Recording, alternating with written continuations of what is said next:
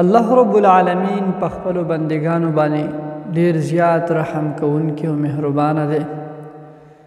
تر دې چې د انسان ګناهونه دومره زیات شي چې د انسان دا ګناهونه د ځمکې او د اسمان په منځ کې دا خلا دا ډکه کړي او د په اخلاص سره الله تعالی نه معافي وغواړي او الله دته معافي کوي.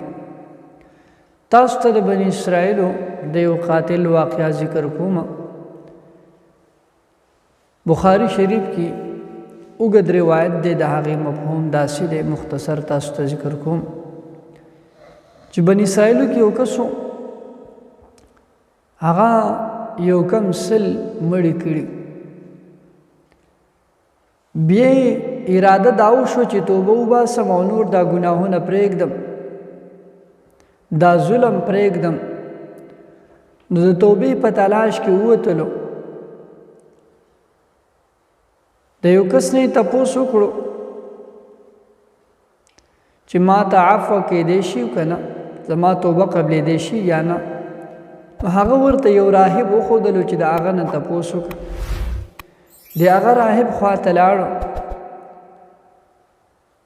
د راهب نه تپوس وکړو چې ما یو کم سل مړي کړي، آیا زما دا توبه قبلېدی شي یا نه؟ نو راهب ورته وی چې تا خو ډېر لوی ظلم کړی، لہذا ستا توبه نه قبلیږي. نو دغه راهب هم قتل کړو. بیا دې په تلاش کې ووتلو. د یو چا نه تپوس وکړو چې زما توبه قبلېدی شي یا نه. نو دغه خلکو ورته یو عالم وښودلو چې د ده نه تپوس وکړه. دی چې د هغه عالم خواته راغی، نو هغه ورته وی چې ستا توبه قبلېدی شي. تا که هر څومره ګناهونه کړي، الله رب العالمین د طرفه تا ته معافي کېدی شي، خو په شرط د دې چې دا ګناهونه آینده کې به ته نه کړي. خو ته پلاني ځای ته لاړ شه، هلته نیکان خلک موجود دي، هغوی سره د الله عبادت کوه او واپس دې ځمکې ته مه راځه په دې کومه ځمکه چې تا ګناهونه کړي. تا نه به دوباره ګناهونه سرزد شي، لہذا هلته لاړ شه. دا دغه نیکانو علاقې ته روان شو. نو په لاره کې دته مرګ راغی. نو دته د عذاب فرشتې هم راغلي او دته د الله تعالی د رحمت فرشتې هم راغلي. د دې فرشتو خپل منځ کې اختلاف شو. یوې ډلې وی چې دې سل قتلونه کړي، لہذا د دې روح دا به مونږ وړو سجین ته، د عذاب فرشتې وي.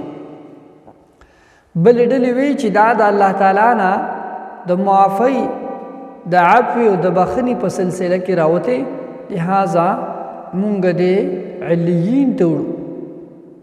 الله رب العالمین و فرشته انساني شکل کې راولېږل او دوی ته وی چې تاسو د ځمکه ناب کوئ چې د ځمکه کم طرف ته زیات او کم طرف ته کم.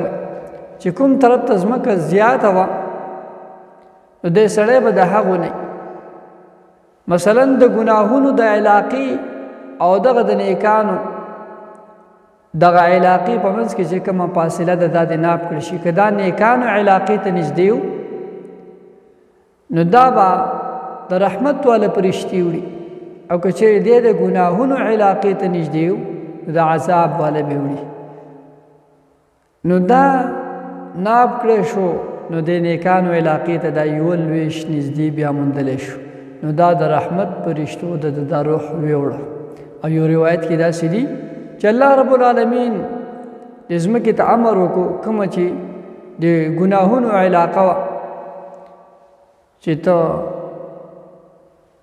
اوږده شه، او د نیکانو علاقې طرف ته چې کومه ځمکه وه، دې ته الله رب العالمین امر وکړو چې نږدې شه، لنډه شه. نو په دغه سلسله کې دا ځمکه را نږدې شوه او د دې دا روح دا د رحمت فرشتو ویل. نو ګوره الله رب العالمین د انسان په یو معمولي اراده سره د انسان د پوره زندګۍ ګناهونه ختموي. مونږ تاسو له پکار دی چې هر قسم ګناه وي، د الله تعالی نه د هغې عفو، د هغې معافي وغواړو. نو انشاءالله مونږ په دنیا و آخرت کې سرخورو یو.